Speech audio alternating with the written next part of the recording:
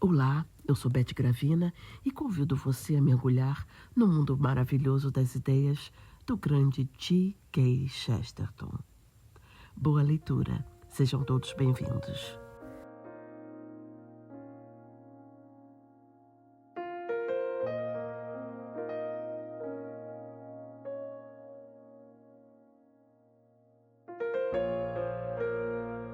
Ortodoxia. Texto de Gilbert K. Chesterton. Tradução Francisco Nunes.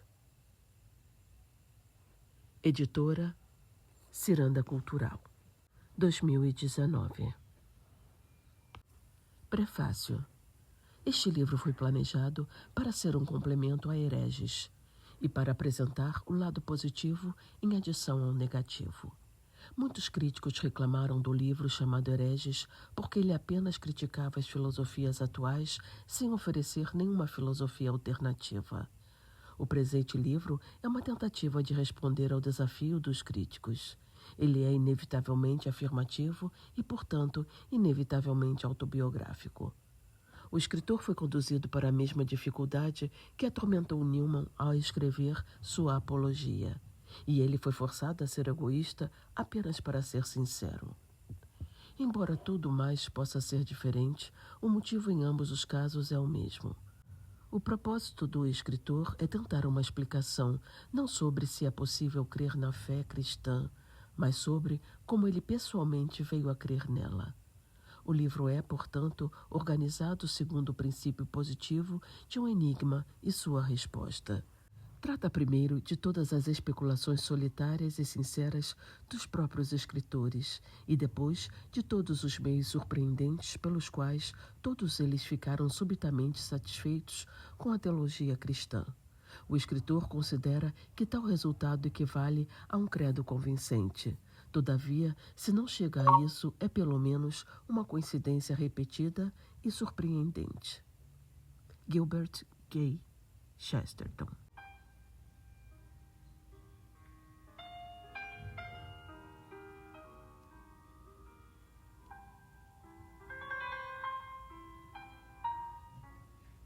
Capítulo 1. Introdução em defesa de tudo mais.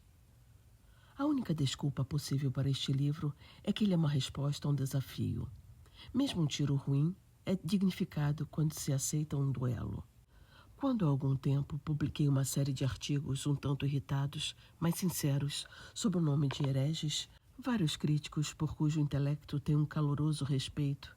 Posso mencionar especialmente o Sr. G.S. Street. Disseram que não havia problema algum em eu dizer a todos que confirmassem sua teoria cósmica, mas que eu tivesse o cuidado em evitar a corroboração de meus preceitos com exemplos. Vou começar a me preocupar com minha filosofia, disse o Sr. Street, quando o Sr. Chesterton nos dera dele. Talvez tenha sido imprudente fazer essa sugestão a uma pessoa sempre pronta a escrever livros sob a mais tênue provocação. Mas, afinal, embora o Sr. Street tenha inspirado e criado este livro, ele não precisa lê-lo. Se ele o ler, descobrirá que em suas páginas tentei de maneira vaga e pessoal, em um conjunto de imagens mentais, em vez de uma série de deduções, declarar a filosofia em que vim a crer. Não vou chamá-la de minha filosofia, pois eu não a gerei. Deus e a humanidade a geraram, e ela gerou a mim. Muitas vezes tive a vontade de escrever um romance sobre um iatista inglês que calculou mal sua rota e deu na Inglaterra, com a impressão de que se tratava de uma nova ilha nos mares do sul. Sempre percebo, no entanto, que estou muito ocupado ou com preguiça para escrever esse belo trabalho. Então, também posso utilizá-lo para fins de ilustração filosófica. Provavelmente haverá uma impressão geral de que o homem que aportou, armado até os dentes e falando por sinais, para plantar a bandeira britânica naquele templo bárbaro que veio a ser o pavilhão de Brighton, sentiu-se um tolo. Não estou aqui preocupado em negar que ele parecia um tolo. Mas se você imagina que ele se sentiu um tolo, ou se, em algum grau, o senso de tolice foi sua emoção única ou dominante, então você não estudou com suficiente delicadeza a rica natureza romântica do herói desse conto. Seu erro foi realmente um erro invejável. E ele sabia disso se ele foi o homem que eu penso que era. O que poderia ser mais deleitoso do que ter, nos mesmos poucos minutos, todos os terrores fascinantes de ir para o exterior combinados com toda a segurança humana de voltar para casa? O que poderia ser melhor do que ter toda a diversão de descobrir a África do Sul sem a repugnante necessidade de aportar lá? O que poderia ser mais glorioso do que se preparar para descobrir Nova Gales do Sul e então perceber, com uma torrente de lágrimas felizes, que era de fato a velha Gales do Sul? Isso me parece, pelo menos, o principal problema para os filósofos e é, de certo modo, o principal problema deste livro. Como podemos conseguir ser, ao mesmo tempo, surpreendidos com o mundo e ainda estar em casa nele? Como pode essa estranha cidade cósmica, com seus cidadãos de muitas pernas, com suas lâmpadas monstruosas e antigas, como este mundo pode nos dar de imediato o fascínio de uma cidade estranha e o conforto e a honra de ser nossa própria cidade? Mostrar que uma fé ou uma filosofia é verdadeira de qualquer ponto de vista seria um empreendimento muito grande, mesmo para um livro muito maior do que este. É necessário seguir um caminho de argumentação, e este é o caminho que aqui proponho seguir. Desejo apresentar minha fé como algo que responde particularmente a esta dupla necessidade espiritual, a necessidade da mistura do familiar e do não familiar, que a cristandade corretamente chamou de romance. Pois a própria palavra romance tem em si o mistério e o significado antigo de Roma. Qualquer um que se propõe a debater qualquer assunto deve sempre começar dizendo que não se mete em debates. Além de declarar o que se propõe a provar, ele deve sempre afirmar o que não se propõe a provar. Aquilo que não me proponho a provar, aquilo que proponho tomar como base comum entre mim e qualquer leitor médio, é essa desejabilidade de uma vida ativa e imaginativa, pitoresca e cheia de uma curiosidade poética, uma vida como o homem ocidental, em qualquer medida, parece sempre ter desejado. Se um homem diz que a extinção é melhor do que a existência, ou a existência em branco é melhor do que a variedade e a aventura, então ele não é uma das pessoas comuns com quem estou falando. Se o homem preferir nada, eu posso lhe dar nada. Mas quase todas as pessoas que conheci nesta sociedade ocidental em que vivo concordariam com a proposição geral de que precisamos dessa vida de romance prático. A combinação de algo que é estranho com algo que é seguro. Precisamos ver o mundo como a combinar uma ideia de maravilhamento e uma ideia de boas-vindas. Precisamos ser felizes neste país das maravilhas, sem antes estarmos meramente confortáveis. É essa façanha de meu credo que buscarei principalmente nestas páginas. Mas tem uma razão peculiar para mencionar o homem em um iate que descobriu a Inglaterra, pois sou aquele homem em um iate. Eu descobri a Inglaterra. Não vejo como esse livro pode deixar de ser egoísta. E eu sequer vejo, para dizer a verdade, como ele pode deixar de ser maçante. O fato dele ser maçante, no entanto, me libertará da acusação que mais lamento, a acusação de ser leviano. Mera sofística superficial é a coisa que mais desprezo, e talvez seja um fato salutar que essa seja a acusação que geralmente me fazem. Não conheço nada tão desprezível como um mero paradoxo, uma mera defesa engenhosa do indefensável.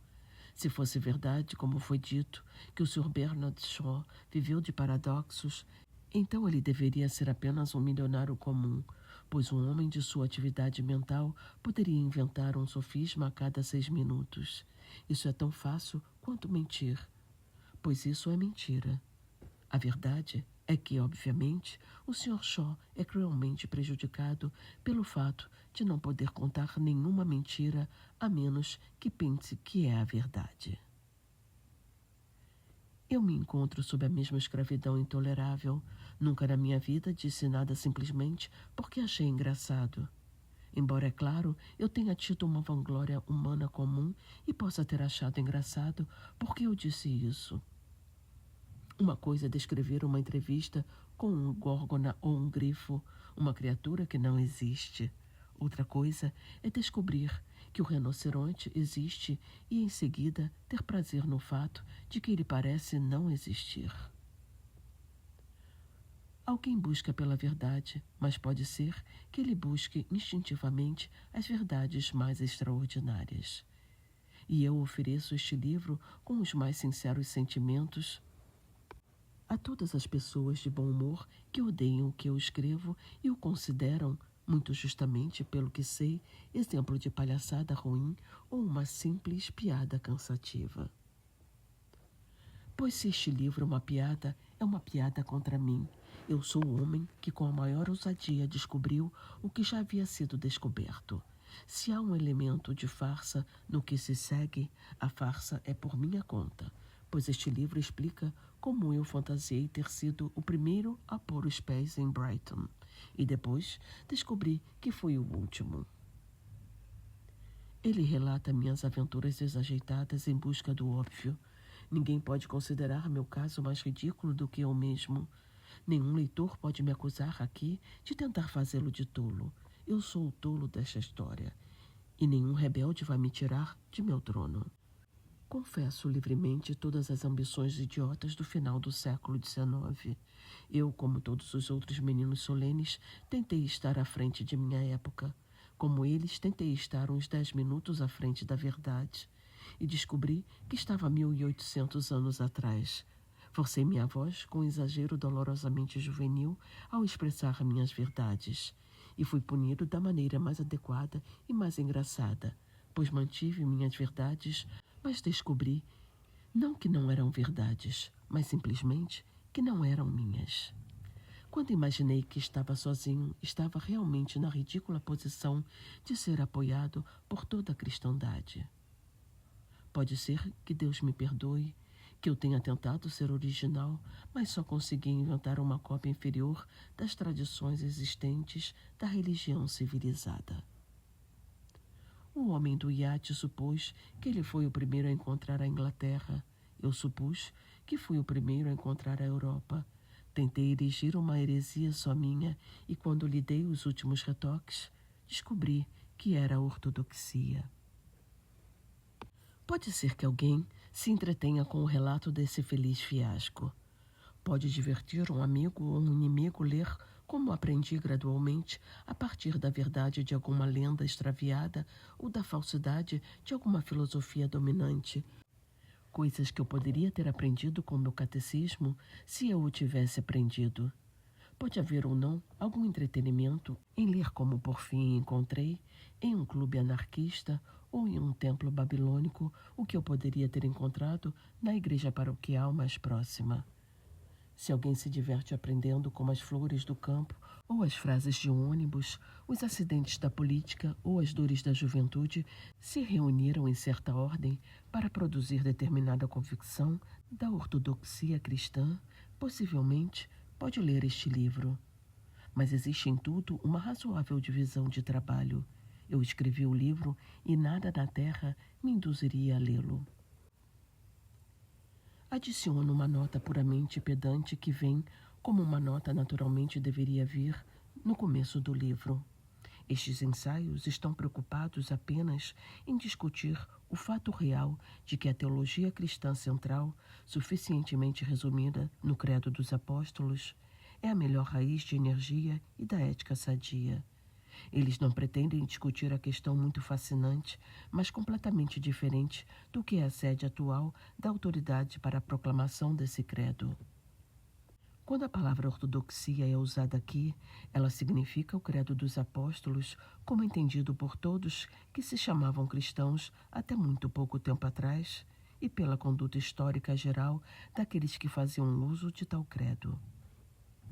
Fui forçado pelo mero espaço a me limitar ao que percebi deste credo. Não toco o assunto muito disputado entre os cristãos modernos sobre onde nós mesmos o recebemos. Este não é um tratado eclesiástico, mas uma espécie de autobiografia desleixada. Mas se alguém quiser minhas opiniões sobre a natureza real da autoridade, basta que o Sr. G.S. Street me lance outro desafio e eu lhe escreverei outro livro. Até a próxima leitura, pessoal. Um abraço a todos.